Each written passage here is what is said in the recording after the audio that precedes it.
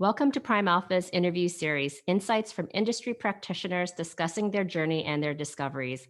Hello, my name is Amanda Jogia, the CEO of Prime Alpha, an online ecosystem bringing together alternative opportunities and their investors. I would like to introduce Andy Chakraborty, portfolio manager of Duo Regis Capital Management. Andy founded Duo Regis in 2018, stemming from his experience in tech at Microsoft and Amazon, focused on problems where models failed, coupled with his passion for the markets.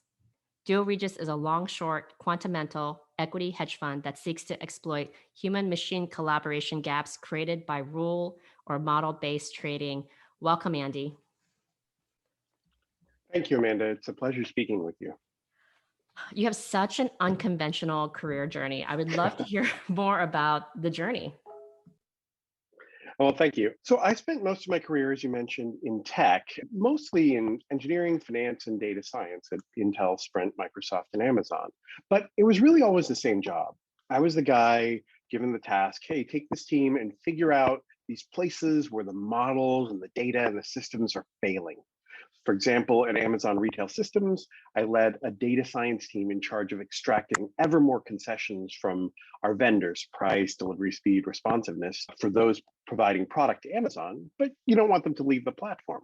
That's obviously an incredibly sparse signal set, but the problem applied to how the capital markets think about how regulators speak to them. So this isn't just the SEC, but OSHA and so forth. And these are really smart people that have a lot to say, and the market doesn't really want to listen. But I felt there was a lot of opportunity to bring these places where I saw models fail, especially in light of the amount of growth of model or rule-based investing. And let me pause and say, the index is kind of a rule. Everybody who's at XYZ capitalization. ESG, obviously a huge growing area. That's kind of a set of rules or decision paradigms. Factor investing, all of these things, not just algorithms and machine learning and so forth, but all of these are attempts to overcome human biases. But the real secret that I'll let everybody in on is that machines have biases too, because they have this little problem. And it's staring back at everybody in the mirror every morning. What was that pivotal point where you decided to kind of marry these two worlds? Well, I've always had a passion for the capital markets and quantitative work. And my career really showed me that even the most world-class models fail. So for example, the Amazon models, the Microsoft models, all of these things handling these huge complex technical systems. Let's be clear, these work 99.9% of the time. And that's actually excellent model performance. However, the way that they fail has a lot to do with the way people design stuff. But in addition to that, the machines also start to create these weird behaviors in relation to themselves. Now, a lot of these examples are famous and well known to people, machine learning systems or bots that, get exploited or hacked. But there are also things that are very subtle and are missed by the outer world, because the other secret is nothing can be designed to be right 100% of the time, or else you become overfit. It's like building a beautiful model of yesterday that's useless tomorrow. So because of the fact that people need to avoid that, there was an opportunity. So really my journey back to the capital markets world really came from thinking about these gaps and really a conversation with my older son. It really reminded me of the importance of not just following your passion, but the thing that you love to do so much that you want to do the worst part of it for 12 hours a day. The name of my firm really means two kings in Latin, and it's really to commemorate that important truth, of the conversation with my kid. And really, it's a great reminder of the fact that every investor has an important reason just like that, that brings them to the market. How did you execute on your idea? Well, really, from my prior experience dealing with financial and data models, I see that as their scope grows, so do their points of failure. As there's more and more of this, investing, I think we can agree between us, there's going to be more growth of ESG, there's going to be more growth of factors, there's going to be more growth of all of this stuff. These points of failure also grow. So the secret is, as we were talking about, that the points of failure come from interactions with people. So the way I exploit that is just like you might go read, Daniel Kahneman or Dan Ariely's books and really understand human financial behaviors. What I do is I find these human machine financial behaviors, find the mathematical signature of them, and then we're really looking for what are the groups of investors? We call them market participant groups. We profile them using kind of all of the data science techniques and clustering and stuff, but it's not really about the technical stuff. It's about finding where do you see these patterns of failure, these biases in the market. Go and find those, and if you will, trade against them. So you're either front running them, if you will, you're trying to find where they're going to be and get in front of them if they're going to be right, or take the other side of the trade if they're going to be wrong. So it's, if you will, a naturally long short strategy. So I've talked to a few quant strategies, and I've had a few debates about the human element in the strategy. Sometimes I've had managers who are like, I let the machine do what the machine does and does very well, and take the human element out of it, because then you take out the kind of the human thing that Right. you do that causes the mistake. And then I've Yeah. talked to quant guys who are saying, you know what, the machine does a ton, but there needs to be this active approach at the last mile. What do you think of that? So that's, they're asking exactly the right question. I guess I frame it slightly differently, which is, it's a little bit like, Soros likes to say this thing of, the market isn't either right or, like, oh, how much, strong form, semi-strong form does the market, is it always right? Is it mostly right? He said, no, no, no. It's always wrong. There's a prevailing market bias and there's a bias with the stock. And when those align, or when those are opposed, then you get the price action that you get. So a little bit analogous to that, I guess I say you can't actually eliminate the human element. So what you should do is lean into, to steal that turn of phrase, go and capture what that point of failure is. So where is it that people are creating this side effect? And go in and exploit that. That's what I'm looking for, because the reality is even the best quants that you're talking about, and a lot of these folks are, let's say, much better than me, but they still can't take themselves out of it. There are just places that you can't do that. You don't know what you don't know about yourself. You have an unconscious bias, if for no other reason than the markets you choose to trade, the data signals you choose to use, is your data set up at a daily granularity, a minute granularity. All of these things are decisions where you're placing your implicit bias into the data set.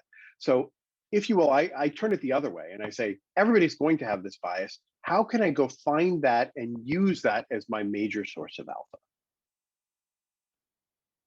I love that. It's taking a figuring out how to take a negative into a positive, and then seeing all the angles. So since starting your firm, what did you think you did well, and what would you have changed if you could? That's always a great question. So I guess I would say, so the number one thing, if I sort of had it to do again, how would I change or evolve it? We have a sort of supervisory layer, and what that does is it ingests all the regulatory information and all the things that we talked about there. And really what we did is, what we missed is, the models actually have a bunch of information about kind of the thesis that you give them to trade, the mathematical signature, like I was saying. And there's only one law of all of this stuff: alpha decay. Somebody's going to come and try to take your source of alpha, your return driver, away.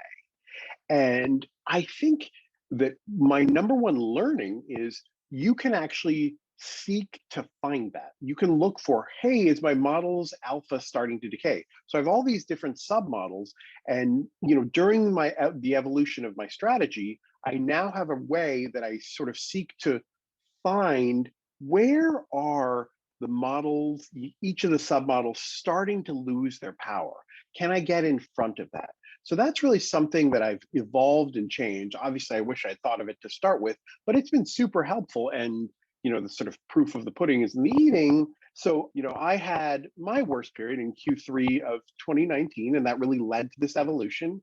And my sort of test under fire was the early part of the COVID stuff in February, March, et cetera, 2020. We came through that with a positive quarter, and it was a really interesting opportunity to sort of say, oh, okay, how do I actually deal with this situation? A lot of people will throw up their hands and say, oh, well, it's a one-off event. great, but at the end of the day, clients don't need someone to invest for them when everything is going up, right? Then you don't need a carpenter to hammer in a nail.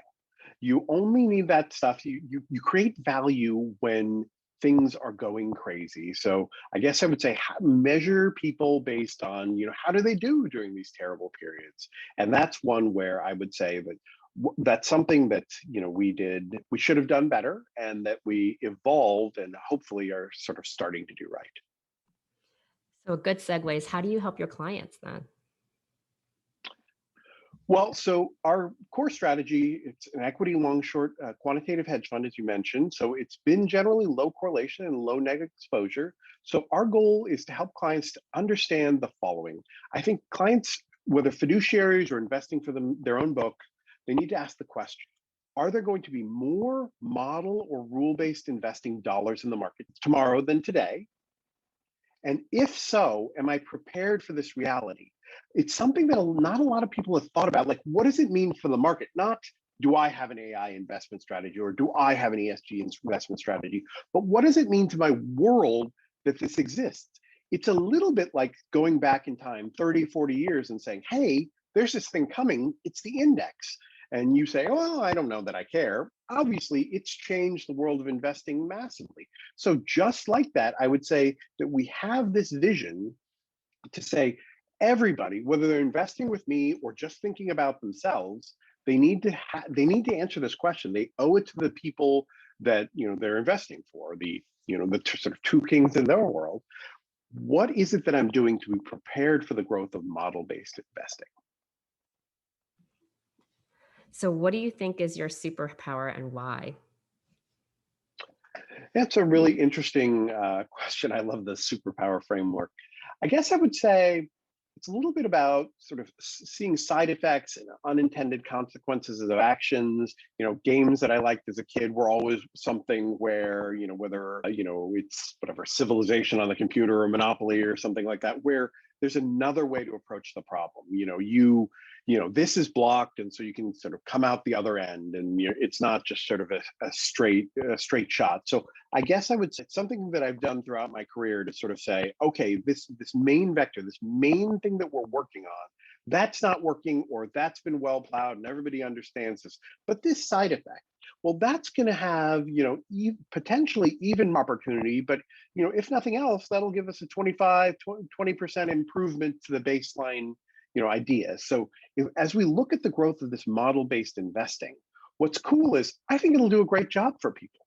But I think what we really need to think about is, what does it mean for the market and for our portfolios as a whole, for all of these things to be occurring in the market? And what does that mean for my portfolio as a personal investor, as an institution, as a fiduciary, as a pension plan, et cetera? Thanks, Andy. So interesting. I love the fact that you were able to marry these two interests and bring them together. Thank you very much. It's certainly been a fun ride, and I'm looking forward to what's coming next. We I think just actually completed a onboarding onto a platform, Alpha Innovations, where they're one of these multi-strat firms. They've got some great folks, with great backgrounds from kind of all of the great investment funds out there, and hopefully that lets us increase our reach to even more folks.